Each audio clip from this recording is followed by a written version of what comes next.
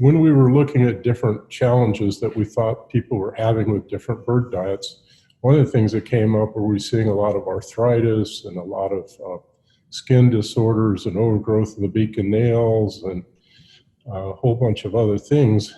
And somewhere along the line, I came across an article about selenium. So I thought maybe we'd start this out, Ellen, with telling people what's the role of selenium in the diet, what's its function? Okay, well, selenium is one of the antioxidants, an important antioxidant in the body. There's a lot of different antioxidants, and selenium is just one of the myriad that we look at. But there's a lot of different interactions that go on, so we can't really look at selenium separate from some of these other functions. But selenium, by itself, primarily works in the glutathione peroxidase enzyme system, which is an intracellular system, as opposed to maybe some more familiar antioxidants like vitamin E and vitamin C, which are in every cell, both extracellular and intracellular. So there's a different location where these particular nutrients sit in the body and have their functions. But they're all part of antioxidant. But when you look at selenium by itself, that molecule or atom, the selenium mineral itself, micromineral, is an essential trace element that's in not only glutathione peroxidase, and of course there's not just one glutathione peroxidase, there's at least 5 different glutathione peroxidase enzymes, but it's also in several other enzyme systems that deal with iodine use and transformation, and also amino acid transfer. So the sulfur amino acids like methionine and cysteine are important, or use selenium as an important cofactor. So anything that can be related to antioxidant in any of those systems, we might have to consider selenium as a cofactor. And then when I was looking at, if you had too much selenium in the diet, it said it starts to store it in the liver, kidney, and the reproductive tract, and then the feathers in birds. Right. And then if you need it back in the diet or back in the metabolism of the body, it can pull it out of those things. But that would be the places we would also look for what's the level in the animal, right? Right. Definitely the soft tissues.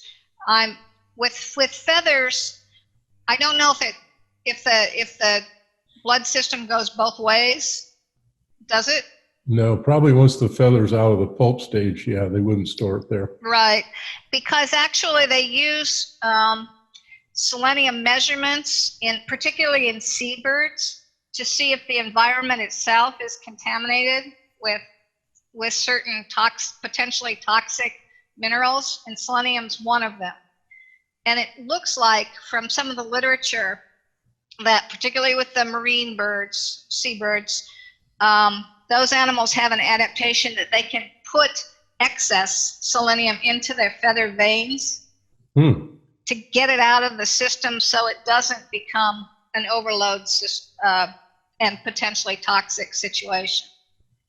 Now, I don't know that has been shown in other bird species, but it's certainly something that gets looked at for these seabirds and also raptors that are eating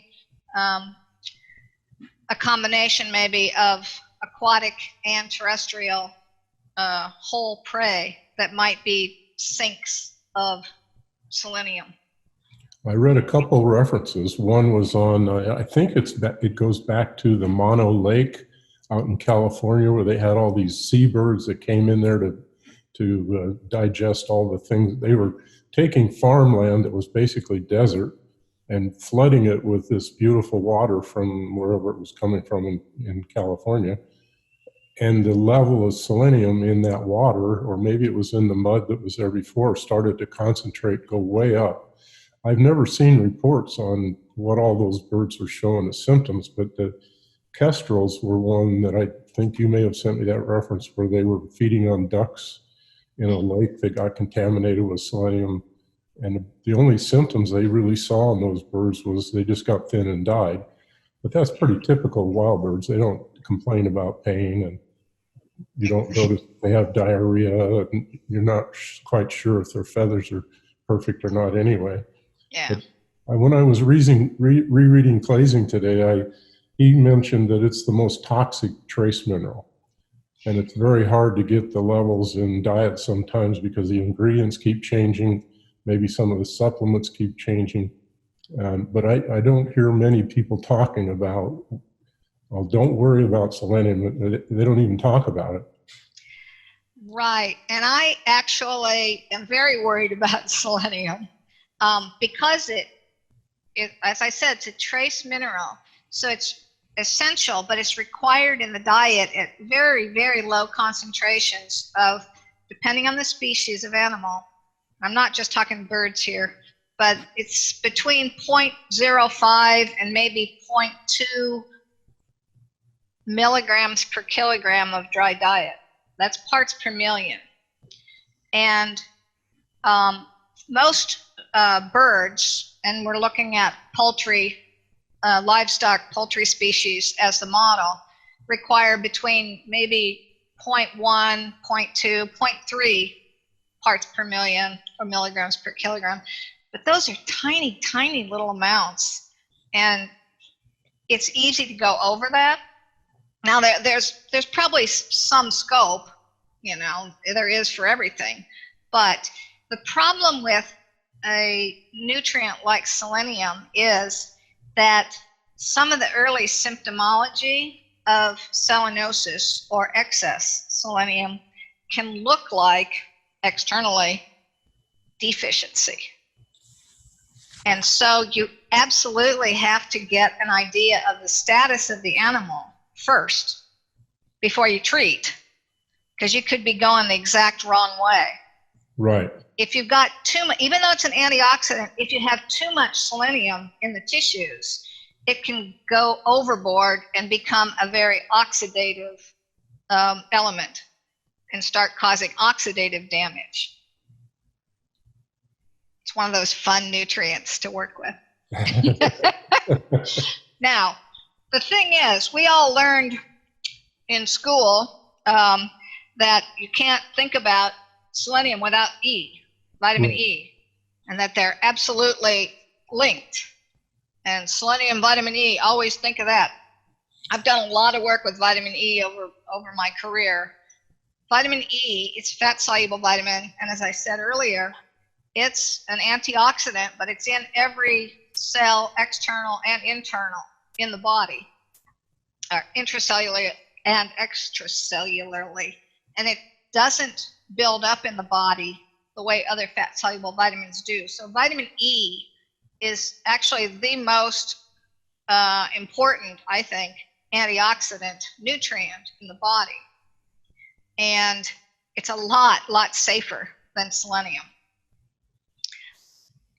And we've actually seen, particularly in the zoo community, problems when feeds have substituted, say, selenium for vitamin E from an economic perspective. Vitamin E is more expensive than selenium, but they do different things. And actually, you can cause a lot of problem with excess selenium, and we've seen it clinically. And that was in the storks? Cranes. I've seen it in crane diets. Yeah, we did a big survey of blood values of vitamin E in cranes, and since cranes are omnivorous, I expected a little bit higher levels of vitamin E than for a grain-eating bird. So I suggested to the facility that they might want to increase the vitamin E content in their pellets next time it was manufactured. They took the blood samples the next year for us to continue this survey of health in their herd, or flock herd, and all of the vitamin E levels had crashed. And so I called and said, I thought we talked about increasing the vitamin E in your pellet. This was 100% of the diet for these birds was this pelleted product. So we knew that it was a dietary thing. And they said, oh yeah, but our feed company said selenium was the same thing as vitamin E and it's cheaper. So we just increased that, not the E. And I said, okay, well, not probably the best thing to do.